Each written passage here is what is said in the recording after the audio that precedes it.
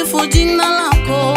Baba wa mbinguni, nyosha mkono wako, watu wauone. Walisifu jina lako.